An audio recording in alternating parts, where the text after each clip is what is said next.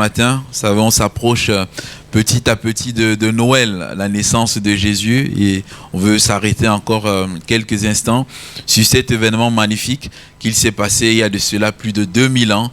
Voilà, il est toujours bon de s'arrêter sur ces textes. La Bible, comme une mine, chaque fois qu'on creuse, on découvre des choses magnifiques. Alléluia. Donc on veut s'arrêter ce matin sur Matthieu 1.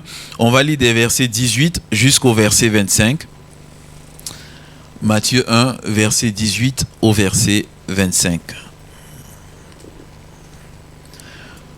Voici de quelle manière arriva la naissance de Jésus-Christ. Marie, sa mère, ayant été fiancée à Joseph, se trouva enceinte par la vertu du Saint-Esprit, avant qu'ils eussent habité ensemble. Joseph, son époux, qui était un homme de bien et qui ne voulait pas la diffamer, se proposa de rompre secrètement avec elle.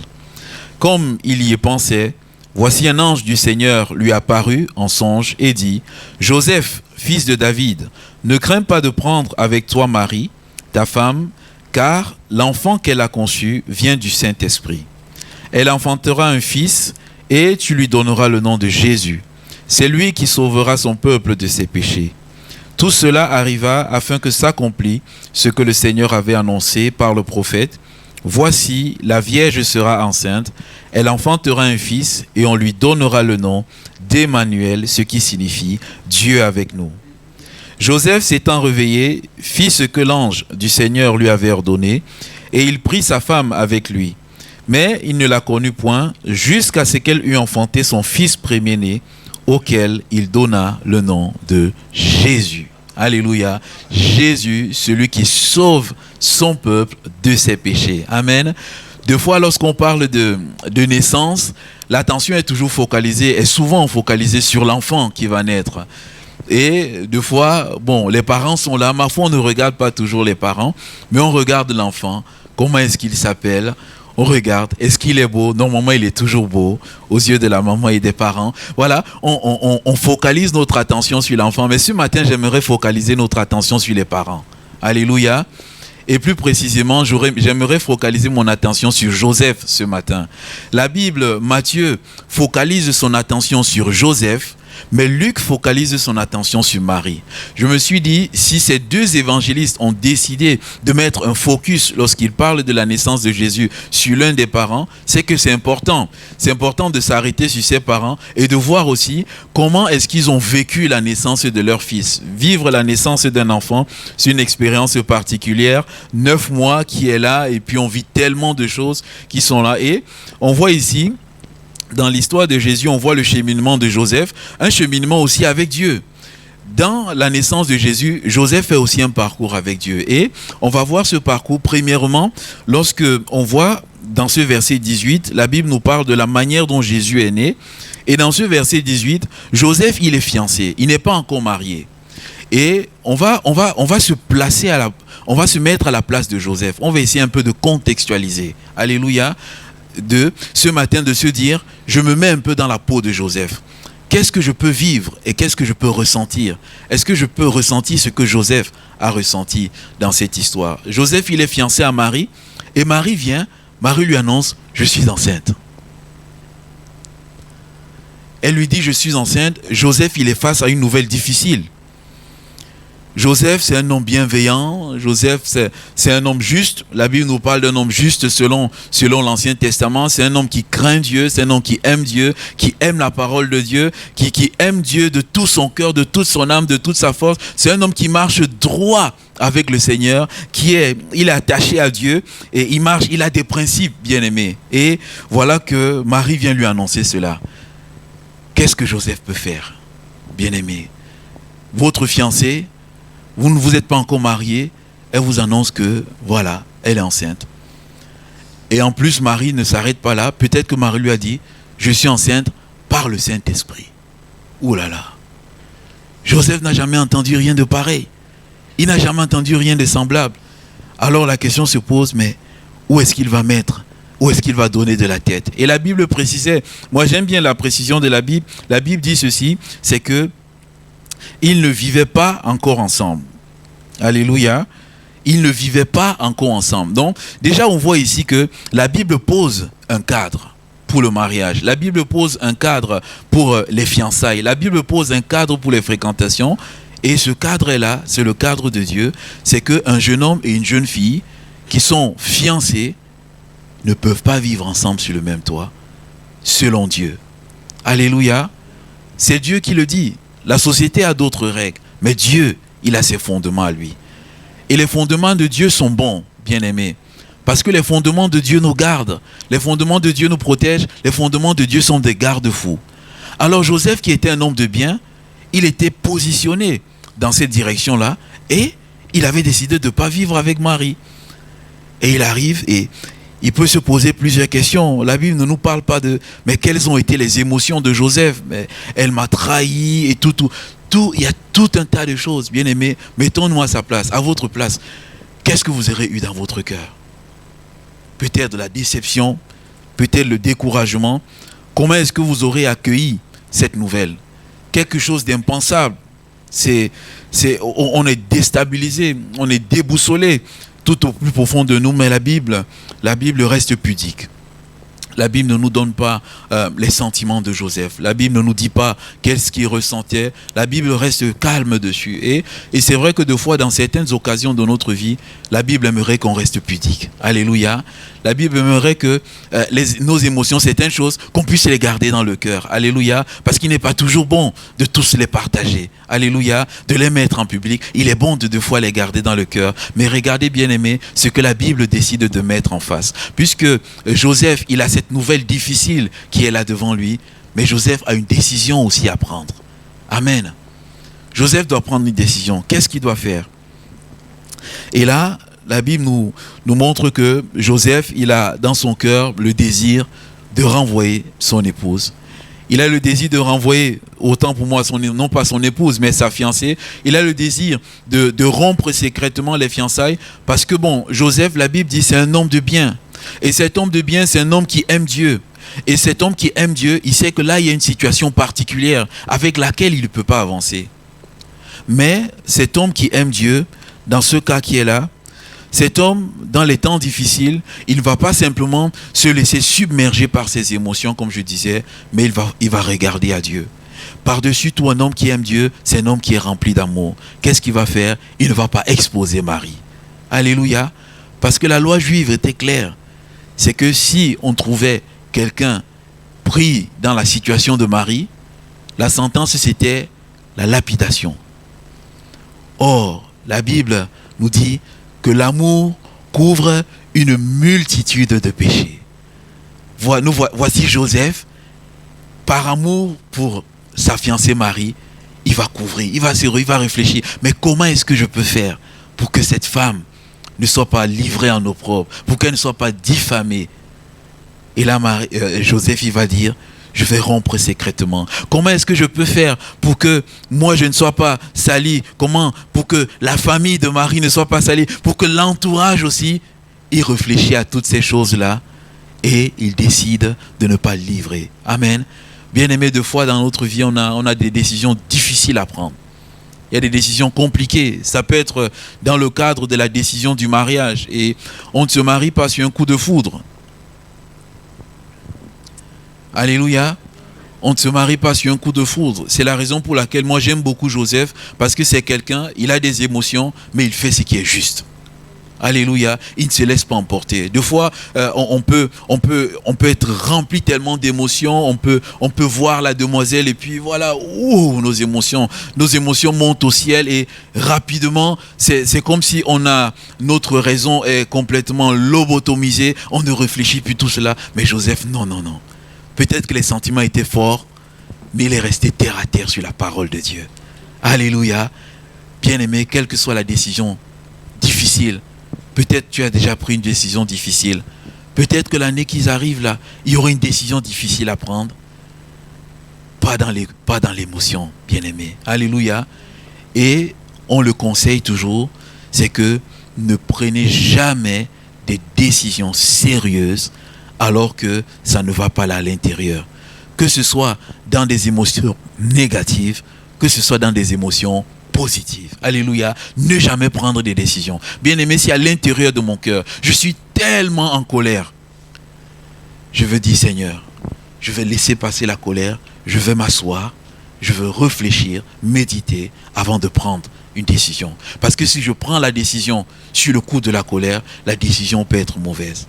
Mais si aussi je suis extrêmement dans la joie, comme je disais, le coup de foudre, je vais attendre que la joie descende et je vais prendre la décision. Alléluia. Parce que si je prends la décision avec l'excès de joie, je peux prendre une mauvaise décision. Bien aimé, je vous donne un témoignage. Ça m'est arrivé déjà une fois, mais le Seigneur m'a fait grâce. Non pas dans le domaine du mariage, rassurez-vous. Quand j'étais étudiant, je cherchais un stage. J'ai tellement cherché le stage. Mes amis, ils avaient déjà trouvé leur stage, mais moi, je n'avais pas encore trouvé. Et là, un employeur me contacte suite à un CV que j'ai envoyé et il m'invite pour l'entretien d'embauche. Quand j'arrive à l'entretien d'embauche, je me rends compte que dans la tête de l'employeur, lui, il m'a déjà embauché. Il me pose déjà les conditions, le salaire et tout. Et en plus, le salaire, un étudiant, le salaire est fixé par la loi française. Normalement, c'est 30 ou 33% du SMIC. Et là, moi, je ne touche pas 33% du SMIC. Je vais toucher un SMIC complètement. Imaginez-vous un jeune étudiant, 21 ans qui va toucher son SMIC. Oh là là. Pendant qu'il est en train de parler, moi, je suis tellement heureux. En plus, c'est 2 mois. Je compte 1500 €. Je compte l'argent que je vais, 3000 €. Alléluia. Je suis content. Mon cœur est rempli de joie. Alors je sors de l'entretien. Il me dit, voilà, on vous attend. Le lundi, on va démarrer. Mais je suis tellement rempli de joie, bien aimé. Je m'en vais à la gare. Quand j'arrive à la gare, le premier Tinkré arrive, je monte dedans. Je suis tellement content. Alléluia. Mais à un moment donné, quand l'avion est en train de descendre, le train est en train d'avancer, je dis, ah, ça, c'est pas le paysage que j'ai l'habitude. C'est pas le paysage que j'ai l'habitude de voir. Et le contrôleur arrive, je dis, excusez-moi, le train, il va dans quelle direction? Il va à Paris. Et moi, je descendais sur La Rochelle. J'ai dit, bon, là, c'est compliqué. Je lui dis, quel est le prochain train? Il dit, c'est le dernier train de la journée. À Paris, je vais dormir chez qui je ne connais personne. Et là, je reste dans l'élan de la joie. À un moment donné, je commence dans la tristesse. Mais le Seigneur me fait grâce. Le Seigneur me dit, descends à l'arrêt qui est proche. Ça devait être la ville de Tours. Je descends à Tours. Et là, je dis, bon, je vais essayer de chercher un hôtel. Et là, ma joie est complètement descendue. Et là, bien aimé, j'ai appris quelque chose. C'est qu'il y a des bonnes choses qui peuvent vous arriver dans la vie. Les émotions peuvent être fortes, mais ne jamais prendre des décisions. Dieu m'a aidé, pourquoi? Parce que quand je suis arrivé à Tours, j'étais désespéré. Mais là, le Seigneur est venu à mon secours. Il m'a dit, puisque tu es à Tours, et Tours n'est pas loin de ton lieu de stage, cherche un appartement. Et c'est comme ça que, dans une erreur, le Seigneur a rattrapé l'erreur. Mais j'ai appris une leçon. Bien-aimés, dans nos émotions, ne prenez pas des décisions. Réfléchissez, laissez que les émotions descendent. Alors, il n'a pas pris de décision. C'est son attachement à Dieu qui a fait en sorte qu'il puisse protéger Marie. Et c'est un homme aussi qui était attaché à Dieu. La Bible dit dans 1 Corinthiens 13 que l'amour ne fait point de mal. L'amour ne fait rien de malhonnête. Alléluia. Donc, avec cet amour-là, il n'a pas livré Marie. Mais Joseph, qui était un homme juste aussi, il était un homme rempli de la parole de Dieu. Moi, je crois que peut-être que Joseph, en ayant appris cela, en s'essayant assis dans la parole de Dieu, il a laissé le Seigneur remplir son cœur aussi de la paix. La Bible dit ceci, Seigneur, que à celui qui est ferme dans ses sentiments, à l'égard de Dieu, Seigneur, tu donnes la paix parce qu'il se confie en toi. Joseph était dans la paix, il a fait ce qu'il avait de juste à faire, il a réfléchi et je me suis mentionné vraiment sur ma feuille de cette nécessité. La Bible dit ici, Joseph, il réfléchit. Alléluia. Et je me dis, bien aimé, on a besoin de réfléchir. Dieu nous a créés avec un cœur, avec des émotions, mais il nous a créés aussi avec un cerveau et avec de l'intelligence. Alléluia. Bien aimé, quand les choses ne vont pas, je m'assois, je réfléchis sur ces choses, je tourne dans tous les sens, je fais appel à Dieu, je fais appel à la parole de Dieu. Terre à terre, Seigneur, explique-moi comment est-ce que je peux prendre la décision. Qu'est-ce que je peux faire? Je ne veux pas simplement me laisser complètement abattre par la situation, me laisser pleurer sur la situation. Mais à un moment donné, je veux prendre ta parole et je veux dire, aide-moi à réfléchir par rapport à cette parole pour avancer. Alléluia. Bien-aimés, trop souvent dans les situations dans lesquelles nous sommes, nous nous laissons abattre parce que, voilà, submergés par les émotions, les difficultés. Mais pourtant, Dieu nous a donné la parole. Alléluia. Dieu nous a donné des conseils qui sont là. Et le Seigneur veut que nous puissions nous servir de ces conseils pour pouvoir nous relever et aller de l'avant. Il faut réfléchir. Alléluia. Il y a un verset de la Bible que moi j'aime beaucoup. C'est le Proverbe 16 et le verset 20. Je l'aime beaucoup parce que ce proverbe, il combine les deux. Il dit, celui qui réfléchit sur les choses trouve le bonheur et celui qui se confie en l'Éternel est heureux. Alléluia. Il dit à la fois il faut réfléchir, à la fois il faut la foi aussi. Amen. Combiner les deux, il est heureux et il a le bonheur. Bien-aimés, réfléchissons, c'est ce qu'il a fait. Et lorsqu'il a réfléchi, il a pris une décision qui était suivant la parole de Dieu. Et bien-aimé, lorsqu'il prend cette décision, regardez ce qui se passe. Il ne savait pas que c'était le plan de Dieu. Mais là, Dieu, qu'est-ce qu'il va faire? Dieu va envoyer un ange, bien-aimé. Dieu va envoyer un ange. Parce que la situation qu'il est en train de vivre, c'est une situation particulière. Il s'agit du Fils de Dieu qui va naître. Alléluia. S'il renvoie Marie, le plan de Dieu ne va pas marcher. Alors Dieu va employer les grands moyens. Dieu va envoyer l'ange. Ici, là, j'ai dit, Joseph face au miraculeux de Dieu. Il y a les échéances dans nos vies. Il y a des situations difficiles dans nos vies où le Seigneur va employer des moyens spéciaux. Dieu va envoyer un ange. Et bien aimé, les anges, je vais faire une parenthèse vraiment sur les anges. Les anges, en fait, ce sont des êtres spirituels. Des êtres spirituels qui sont sous l'autorité de Dieu, qui sont au service de Dieu, en faveur, la Bible dit, Hébreux 1,14, en faveur des saints. Alléluia. Donc, les anges sont là, ils servent Dieu et non pas nous. Nous, ce n'est pas à nous de donner des ordres aux anges. Alléluia. Parce que des fois, il y a des fois, on entend des prières.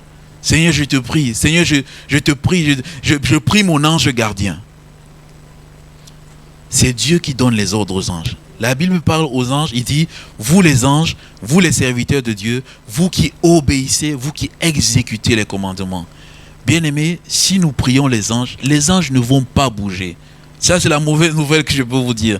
C'est que vous allez demander, Gabriel, envoie-moi un message de Dieu. Gabriel ne va jamais bouger. Gabriel va être assis là à côté de Dieu. Tant que Gabriel n'a pas entendu la voix de Dieu, Gabriel ne bouge pas. Alléluia. Tant que l'archange Michael n'a pas entendu la voix de Dieu, il ne bougera pas. Bien-aimés, ne prions pas les anges, n'invoquons pas les anges, n'adorons pas les anges. Laissons les anges là où ils sont. Et quand la situation sera difficile, Dieu va dire ceci, la situation est extrêmement difficile, je n'ai pas un autre moyen que d'envoyer mon ange, parce que quand mon ange va arriver, ça sera tonitruant. Alléluia. Et c'est ce que le Seigneur va faire, bien-aimé. Lorsque Jean, dans l'Apocalypse, Apocalypse 19, Jean se voit l'ange à 2 reprises, il est frappé par la puissance. Bien-aimé, on ne peut pas tenir devant un ange. Amen. Lorsque un ange apparaît, il vient avec tellement de puissance que la Bible dit, l'apôtre Jean, il tombe sur ses jambes. Alléluia. Parce qu'il y a la gloire de Dieu. Daniel, lorsque l'ange apparaît à Daniel, Daniel sent tellement la puissance,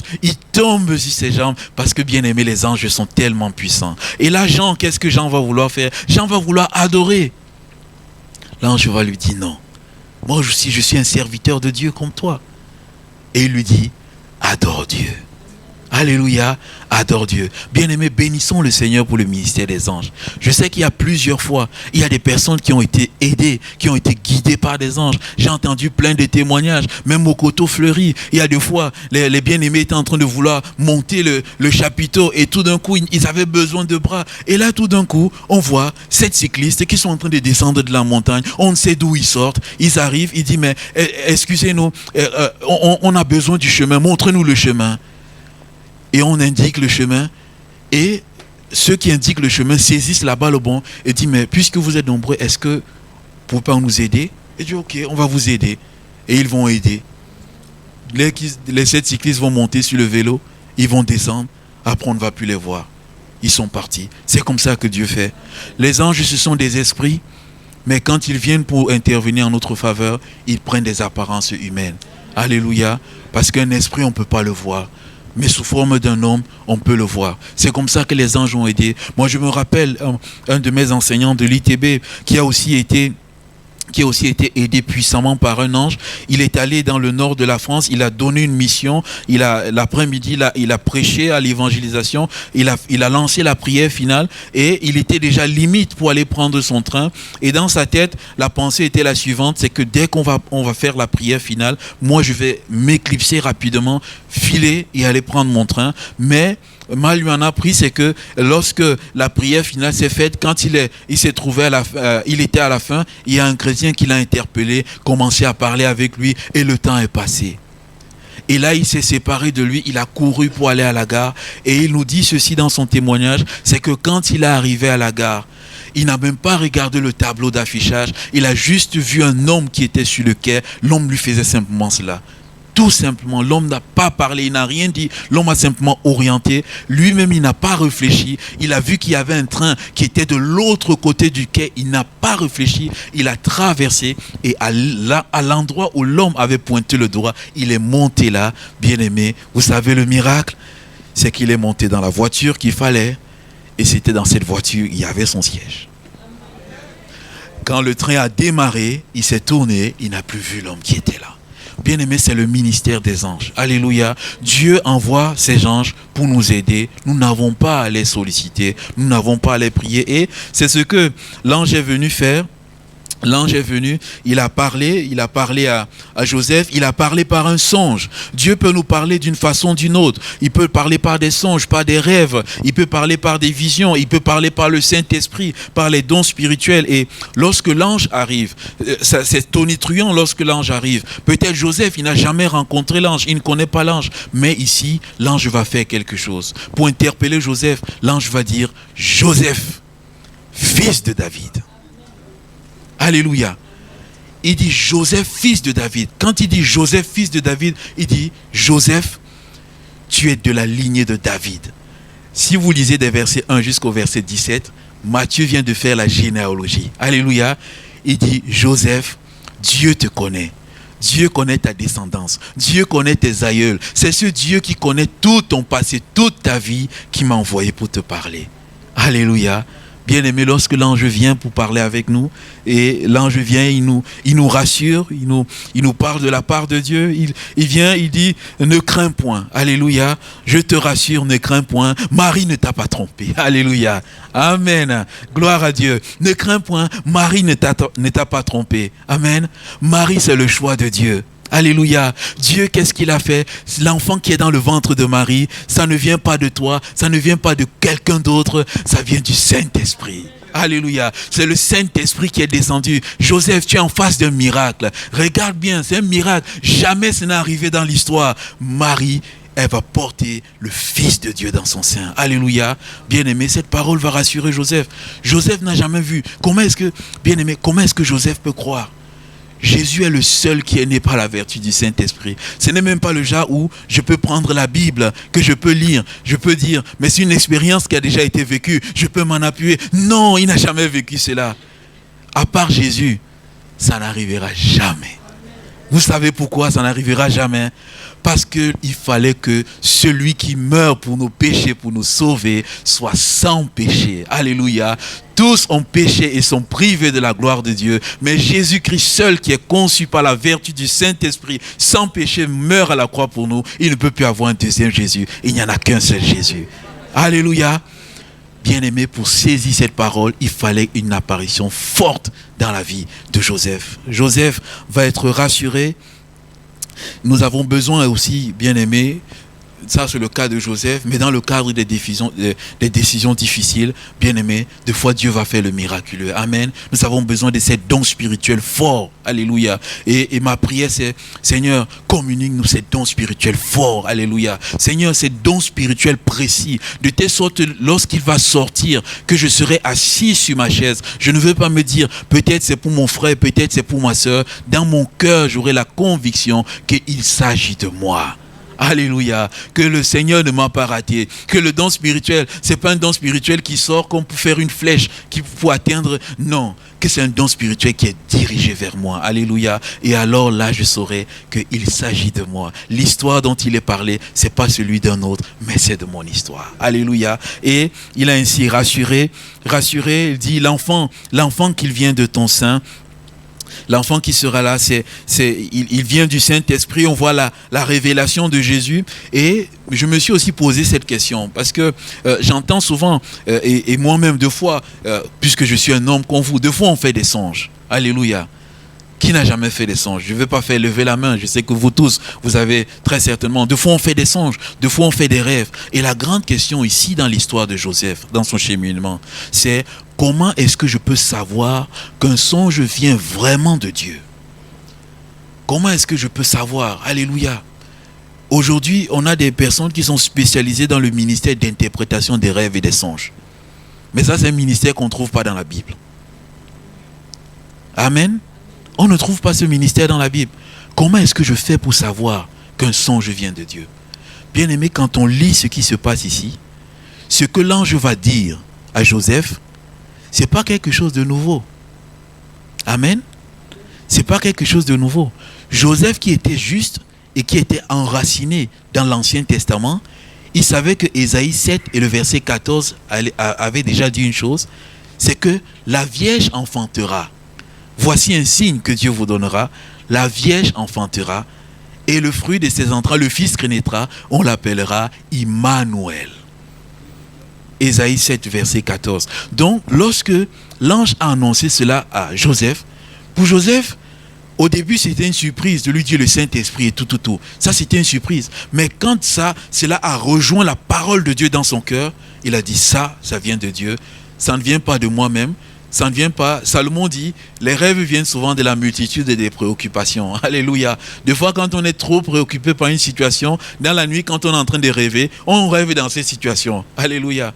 Des fois, les rêves viennent souvent quand on a trop mangé le soir. Des fois, quand on a trop mangé le soir, il y a les rêves qui viennent là. Il y a les rêves qui sont là, qui viennent. Juste une parenthèse, bien aimé, ne mangeons pas trop le soir. Alléluia. Des fois, ça nous fait tellement avoir des rêves. Et bien aimé, comment savoir? C'est que le rêve sera toujours en lien, dans une droite lignée avec la parole de Dieu. Est-ce que ce rêve, est-ce que la parole de Dieu confirme ce rêve? Alléluia. Est-ce que la parole de Dieu appuie ce rêve? Est-ce que le Saint-Esprit confirme ce rêve? Alléluia. Et la troisième chose, est-ce que ce rêve arrive à réalisation? Est-ce que l'expérience, amen, il y a la parole, il y a le Saint-Esprit, et est-ce que cette expérience arrive? Joseph, il a eu les deux, la parole, le témoignage du Saint-Esprit, il a mis sa foi, et 9 mois plus tard, il a vu Jésus-Christ. Alléluia. Et il pouvait avoir l'assurance que le songe qu'il a fait était vraiment de Dieu. Bien aimé, voilà trois clés que je vous donne pour savoir si un songe vient de Dieu. Amen. Donc, lorsque le songe arrive, prenez la parole, sondez. Ne laissez pas simplement le songe, voilà, peut-être ça peut être un songe négatif, ça peut être un songe désastreux. Ne vous laissez pas simplement accabler par le songe. Des fois, ça peut être un très très beau songe. Aussi, ne vous laissez pas fourvoyer par le songe. Amen. De même que les dons de prophétie et tout. Des fois, il y a un don de prophétie qui peut nous dire, voilà, j'ai vu, le Seigneur me révèle, tu seras prophète des nations, tu vas voyager, tu prendras l'avion. Alléluia. Mais il faut que le Seigneur me donne une parole. Alléluia. Pour confirmer toutes ces choses-là. Si le Seigneur ne me donne pas une parole, s'il n'y a pas une confirmation dans mon cœur, j'appuie, je mets le frein. Alléluia. Parce que ça, c'est la garantie pour aller perdre ma vie. Je peux recevoir un don, des dons, des prophéties. Voilà, je vois, il y aura le malheur qui va arriver sur ta famille, il y aura le malheur, il y aura la destruction, il y a ci qui vont mourir. Ah, bien aimé, je reviens sur la parole. Amen. Et c'est la parole qui va m'aider à tenir ferme dans la saine doctrine. Alléluia. Il a reçu cela, il a reçu ce rêve. Et lorsqu'il reçoit le rêve, maintenant, bien aimé, qu'est-ce qu'il doit faire? La Bible dit ici que s'étant réveillé, Joseph, qu'est-ce qu'il fait? Il fit ce que l'ange lui avait ordonné et il prit sa femme avec lui. Alléluia. Maintenant, on se rend compte ici qu'il obéit. On se rend compte ici qu'il met sa foi en Dieu. Alléluia. Une fois que le Seigneur nous a parlé, le Seigneur nous demande de faire un pas de foi. Il ne voit pas encore la réalisation. Alléluia. Il ne voit pas encore la réalisation ici, mais il commence déjà à mettre sa foi. Et la foi, bien aimée, on le connaît, c'est la ferme assurance des choses qu'on espère. C'est une démonstration de celles qu'on ne voit pas. Deux fois, le Seigneur va nous dire quelque chose, bien aimé, on ne le voit pas encore. Marie, elle n'avait même pas encore 1 mois de grossesse. Alléluia. Elle n'avait même pas encore 1 mois. Mais Joseph avait déjà vu l'enfant. Alléluia. Deux fois, bien aimé, le Seigneur va te dire quelque chose. Confirmer quelque chose. Peut-être tu ne le verras pas. Mais le Seigneur te dit, il faut que tu vois cette chose. Amen. Il faut que tu vois la chose. Si le Seigneur te donne, il te parle d'un emploi, il faut que tu te vois déjà dans cet emploi. Alléluia. Ça, c'est la foi, bien-aimé. Joseph s'est déjà vu dans cela. Et Joseph a vécu. La Bible dit ceci. Il ne l'a connu point jusqu'à ce qu'elle eût enfanté son fils premier-né, auquel il donna le nom de Jésus. Amen. Quand le Seigneur nous donne une parole, bien-aimée, commençons déjà à vivre dans cette parole. Faisons tout ce qu'il y a à faire pour que nous soyons déjà dans l'état d'esprit de cette parole. C'est la démarche de la foi. Alléluia. La chose va attendre 1 mois, 2 mois, 3 mois, 4 mois, 9 mois, comme c'est le cas ici. Peut-être la chose va attendre 1 an, 2 ans, 3 ans. Je ne sais, mais Seigneur, tant que je suis dans l'attente, je veux déjà vivre dans cette disposition. Amen. Et quand je veux vivre dans cette disposition, je vais vivre dans quoi? Je vais vivre dans l'action de grâce. Je vais vivre dans la louange. Je vais vivre dans la proclamation. Merci Seigneur pour ce que la sœur nous a partagé dimanche. Amen. Le frère me donnait encore le témoignage hier. La sœur nous a dit simplement, elle était dans la proclamation. Amen. Elle a commencé à proclamer. Alléluia. Parce que le frère, lui, il avait reçu quelque chose sur son cœur. Elle a commencé à proclamer. Amen. Bien-aimé, quand on reçoit quelque chose de Dieu, ne doutons pas. Proclamons, marchons dans l'obéissance. Faisons ce que Dieu nous demande exactement et nous verrons la chose s'accomplir. Alléluia. Joseph, il a marché dans cela et il faut voir la manifestation. Il a marché dans cela, il a vu la gloire de Dieu et je termine simplement par cette parole en nous disant, la naissance de Jésus, c'est aussi Dieu qui intervient dans notre quotidien comme il est intervenu dans la vie de Joseph. Joseph, c'était un homme qui était très simple. Alléluia. On peut dire aujourd'hui, c'était un simple chrétien. Il ne s'attendait pas forcément à Dieu, mais le Seigneur s'est manifesté puissamment dans sa vie. Bien aimé, la naissance de Jésus, c'est aussi ça. Jésus est déjà né, mais nous pouvons vivre cela tous les jours de notre vie. Attendons-nous à Dieu, à ce que Dieu intervienne dans nos vies. La naissance de Jésus, c'est Dieu qui nous conduit dans les choix de nos vies. Alléluia. Dieu a conduit Joseph dans ce choix particulier. Ce choix a été le mariage. Penses-tu au mariage? Laisse le Seigneur te conduire. Alléluia. Laissons le Seigneur nous conduire dans les choix de notre vie. Est-ce que j'ai une décision difficile? Seigneur, conduis-moi sur le chemin de la foi. Conduis-moi sur le chemin de l'obéissance. Simplement quelques questions. Vais-je faire ce matin un pas de foi comme Joseph a fait? Alléluia. Quelle est la situation dans laquelle je me trouve ce matin? Est-ce que je vais faire un pas de foi? Le Seigneur peut m'aider. Vais-je laisser le Seigneur me conduire dans les choix à faire? Est-ce que je le désire? Dieu le désire. Vais-je faire le bon choix d'accepter Jésus? Alléluia. Vais-je faire le bon choix d'accepter Jésus? Moi, je me dis, Joseph aussi, il a fait le choix d'accepter Jésus. Alléluia. Parce qu'en acceptant la parole du Seigneur, il a pris Jésus comme son fils. Et la chose magnifique, c'est que Jésus est appelé le fils du charpentier. Vais-je faire le choix? Ce matin, bien-aimé, veux-tu faire le choix d'accepter Jésus dans ta vie, comme ton Seigneur et ton Sauveur personnel? Veux-tu faire encore le choix ce matin d'accepter Jésus à la première place dans ton cœur? Alléluia.